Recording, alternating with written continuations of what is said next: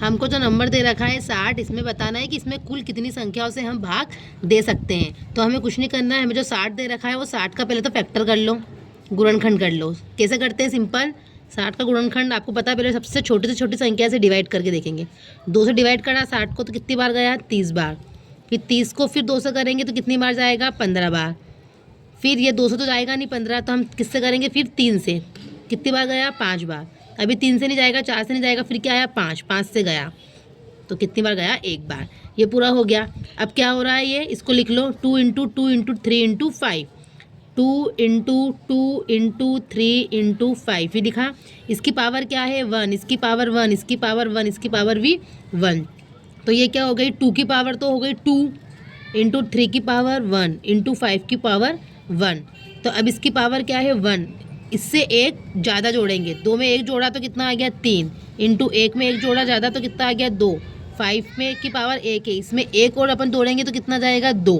तो बस इनका मल्टीप्लाई कर दो, 3 दूना 6, 6 दूना 12, तो ये 12 इसका आंसर आ जाएगा। नेक्स्ट क्वेश्चन, एक पार्टी में 5 दोस्त एक दूसरे को गिफ्ट देते हैं, तो कुल गिफ्टों की संख्या बताना है कि कितने गिफ्ट टोटल दिए गए। तो इसके लिए एक सिंपल सा फॉर्मूला होता है, n ब्रैकेट में n-1, बस ये फॉर्मूला है। इसमें जो मित्र हैं उसकी n मतलब संख्या रखनी है कि कितने मित्र हैं, तो n मतलब 5 मित्र हैं इंटू n-1 मतलब 4, 5 चौक 20, मतलब टोटल 20 गिफ्ट दिए गए। ये हमारा आंसर है।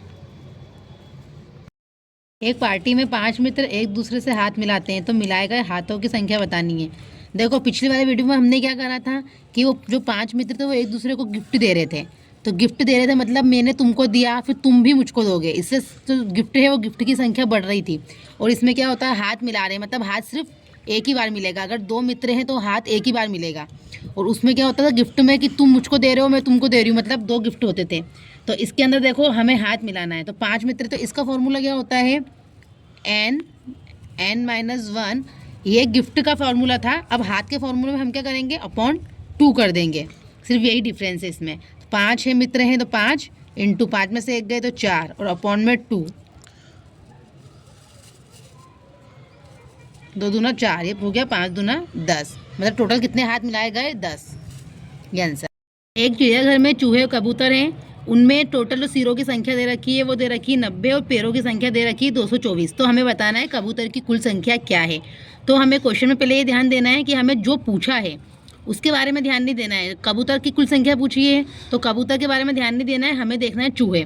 तो हमें जो सिरों की संख्या दे रखी है टोटल वो दे रखी है 90। तो हम जो चूहे हैं उसको मान लेंगे कि जो ये सिरों की संख्या टोटल जो दे रखी है, समझो ये चूहे की संख्या है, तो हमने चूहे की संख्या, चूहे की जो सिरों की संख्या है वो हमने 90 मान ली। अगर सिरों की संख्या 90 है तो पैरों की संख्या कितनी हो जाएगी? क्योंकि चूहे के 4 पैर होते हैं, तो इसमें 4 से मल्टीप्लाई कर दिया तो कितना हो गए? 360। तो ये 360 पैर हमने किसके मान लिए? चूहे के। और हमें जो क्वेश्चन में दे रखा है पैरों की संख्या, वो क्या दे रखी है? 224।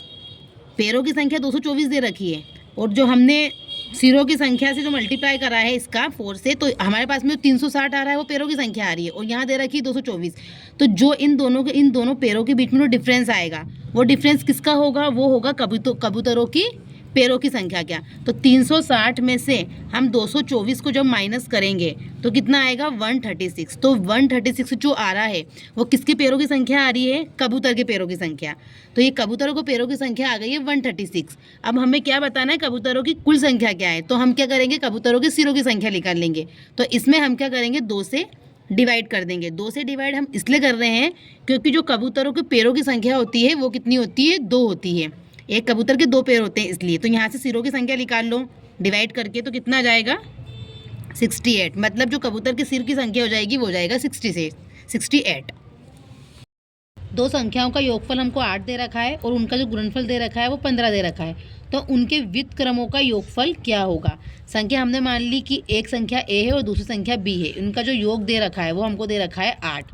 गुणनफल मतलब a star multiply equal b क्या दे रखा है? 15। तो उनके व्युत्क्रमों का योगफल बताना है। व्युत्क्रम का मतलब होता है उसका उल्टा। जैसे a है तो a का व्युत्क्रम क्या हो जाएगा? 1/a। b है तो b का क्या हो जाएगा? 1/b। तो जो इनके व्युत्क्रम दे रखा है मतलब a का व्युत्क्रम 1/a और b का व्युत्क्रम 1/b, इनके व्युत्क्रमों का योगफल मतलब प्लस, ये क्या दे रखा है? ये हमको निकालना है। तो हम क्या करेंगे? इन दोनों का एलसीएम ले लेंगे, कितना जाएगा ए बी, ए से ए कटा तो ये आया बी, और बी से बी कटा तो ये आया ए। ठीक है, तो ये ए प्लस बी की वैल्यू हमको दे रखी है 8 और ए बी की हमको दे रखी है 15। तो हमें यही निकालना था इनके व्युत्क्रमों का योग। तो हमारा जो आंसर हो जाएगा वो जाएगा 8/15।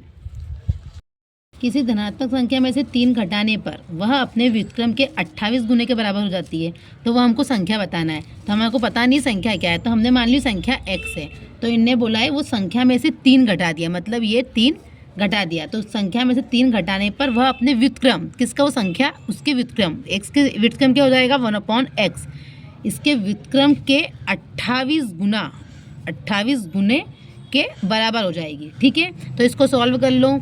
तो ये x तो उधर चले जाएगा, तो ये कितना हो जाएगा x² माइनस 3x इक्वल 28। ये क्वाड्रेटिक इक्वेशन बन चुकी है, x² माइनस 3x माइनस 28। इसको सॉल्व करेंगे। इसको सॉल्व कैसे करा जाता है, पहले देखो, इसके टुकड़े हमें ऐसे करना है, इसके फैक्टर हमें ऐसे करना है कि जोड़ने या घटाने, किसी भी, या तो जोड़ो या घटाओ, तो इनके फैक्टर ऐसे करना है जोड़ने या घटाने पर वो 3 के इक्वल हो जाए। ठीक है, मतलब 3 आ जाए। तो कैसे करेंगे, कैसे टुकड़े हो सकते हैं इसके, x² माइनस 3 कैसा आ जाएगा, माइनस ऐसे कैसा लिखा, इस 3 को हम लिख सकते हैं 7 और 4 के उसमें, क्योंकि 7 चौक कितने होते हैं 28, तो 7 और 4 के टुकड़ों में हम इसको लिख सकते हैं। तो इसको लिख सकते हैं 3 को 7 माइनस 4, x ऐसा कि ऐसा, 28 ऐसा कि ऐसा। ठीक है, x उसके ऐसा कि ऐसा, माइनस की तरह अंडर मल्टीप्लाई कर दो, -7 हो जाएगा, x का भी कर दोगे तो -7x, माइनस का अंदर मल्टीप्लाई करा माइनस में तो ये हो गया 4 प्लस, और ये इधर जाएगा 4 और इसका मल्टीप्लाई कर दिया x और माइनस 28।